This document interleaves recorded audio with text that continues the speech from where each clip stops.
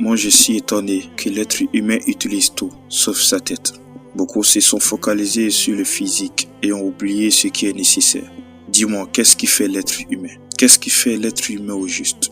Et je t'informe aujourd'hui que deux choses font l'être humain. Et sans ces deux choses, l'être humain n'est plus utile. Je parle de la tête et du cœur de l'être humain. Je n'aurai pas beaucoup de temps à t'expliquer en détail. Prends le temps d'y penser et tu me donneras raison. Celui qui oublie d'utiliser sa tête avant d'agir, ses actions seront regrettables.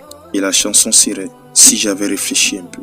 Mon ami, celui qui te pousse à agir sans réfléchir est un diable. Car la nature du diable est de pousser les gens à agir sans réfléchir. Car plus tu réfléchis avant d'agir, plus tu évites de commettre les erreurs et les péchés. Imagine quelqu'un qui travaille avec pression sans avoir le temps de réfléchir. Et celui qui prend le temps de réfléchir sans pression. Je crois que le résultat serait différent, n'est-ce pas? Ainsi, celui qui réfléchit avant d'agir prévoit le mal. Celui qui agit avant de réfléchir tombera toujours dans le mal.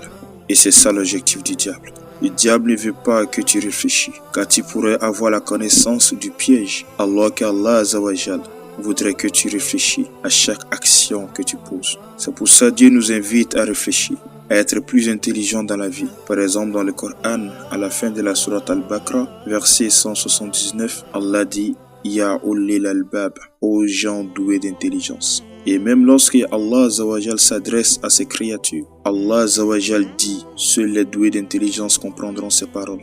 Par exemple, dans la sourate Al-Imran, Allah dit « Illa ulul albab » mais seuls les doués d'intelligence s'en rappellent. Fin de citation. Allah ne nous dit pas d'être intelligent seulement, mais Allah Azawajal nous dit d'être plus intelligent.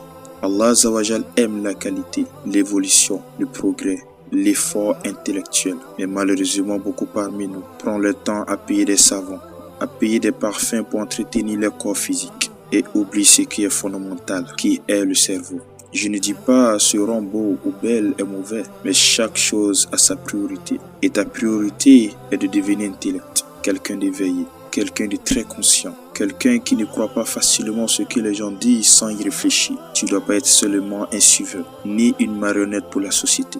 Au fait, tu dois être indépendant intellectuellement. Et quand je dis intellectuellement, je ne parle pas de l'école.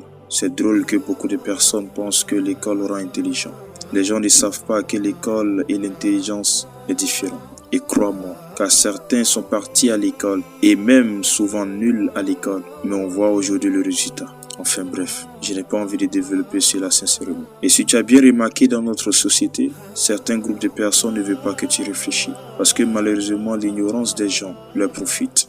Comme par exemple certains guides religieux, certains politiciens, certaines entreprises où tu travailles, parce que plus tu es ignorant, plus ils t'exploitent. Ainsi, utiliser notre intelligence nous rend clairvoyants dans notre quotidien, nous prévient des dangers à venir, nous montre souvent les mauvaises intentions des gens qui ont vis-à-vis de nous, nous éloigne des erreurs et des futilités. Et je crois bien que personne n'est bête sur la terre, n'est-ce pas? Personne, sauf celui qui refuse de réfléchir, ou celui qui s'est laissé aveugler par ses émotions, car les émotions exagérées désactivent notre intelligence, que ce soit l'amour, la colère, la haine, la jalousie, l'envie, n'importe quelle émotion. Ces sentiments peuvent nous mettre dans une situation imprévue. Ainsi, l'intelligence est une partie de la sagesse. Ne la laisse pas t'échapper, sinon tu serais manipulé. Et si tu as reçu l'intelligence, ne manipule pas. Augmente ton esprit critique. Analyse toutes les informations qui te viennent. Cherche ce qui est logique et juste. Parfois, fais des comparaisons. Analyse tes actions, les inconvénients et les avantages. Pense aux conséquences de tes actions avant d'agir. Pose-toi des bonnes questions. Sois le maître de toi-même. Sois indépendant et responsable. Fais-toi confiance sans être arrogant ou orgueilleux. Enfin, pour être plus intelligent et être parmi les bonnes personnes, tu n'as pas besoin de faire le tour du monde. Tu as juste besoin de connaître celui qui a créé ce monde, Allah, et de l'obéir avec amour et crainte. Et agir à chaque fois pour sa cause et non pour ta cause. Car agir pour sa cause ferait de toi quelqu'un d'intelligent et de juste. Car Dieu est parfait et sans défaut. Et peut-être si tu me demandes comment agir pour sa cause, je te dirai, je ferai une vidéo spéciale pour ça. Et ce sera la prochaine, Inch'Allah.